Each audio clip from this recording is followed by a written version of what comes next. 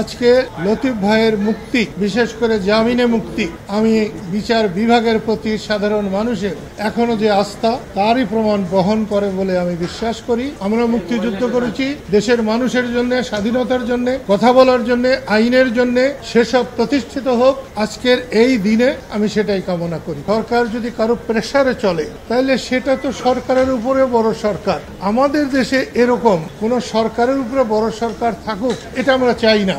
আমরা মানুষের সম্মতিতে সরকার চাই। মানুষের মতামত ছাড়া কোনো সরকারকে আমরা মানতে পারি না। আমাদের ৮৬ বছরের বড় ভাই, তার বয়স দেখানো হয়েছে ৭৫ বছর। আমারই কিন্তু ৮০ বছর আমার বয়স। মুক্তিযুদ্ধ করেছিলাম জয় বাংলা বলে, মুক্তিযুদ্ধ করেছিলাম বঙ্গবন্ধুর নেতৃত্বে। বঙ্গবন্ধু আমার ধ্যান জ্ঞান, আমার চিন্তা চেতনা। যতদিন বেঁচে থাকবো মুক্তিযুদ্ধ নিয়ে বেঁচে থাকবো, স্বাধীনতা নিয়ে বেঁচে থাকবো, বঙ্গবন্ধুকে নিয়ে বেঁচে থাকবো। বিচার বিভাগের প্রতি এখনো আমাদের সকলের আস্থা আছে। আজকে লতিফ ভাইয়ের মুক্তি, বিশেষ করে জামিনে মুক্তি, আমি বিচার বিভাগের প্রতি সাধারণ মানুষের এখনো যে আস্থা তারই প্রমাণ বহন করে বলে আমি বিশ্বাস করি।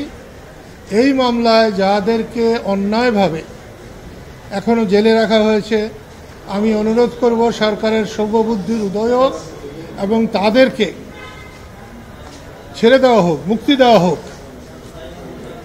এবং দেশ মানুষের জন্যে, আমরা মুক্তিযুদ্ধ করেছি দেশের মানুষের জন্যে, স্বাধীনতার জন্যে, কথা বলার জন্যে, আইনের জন্যে।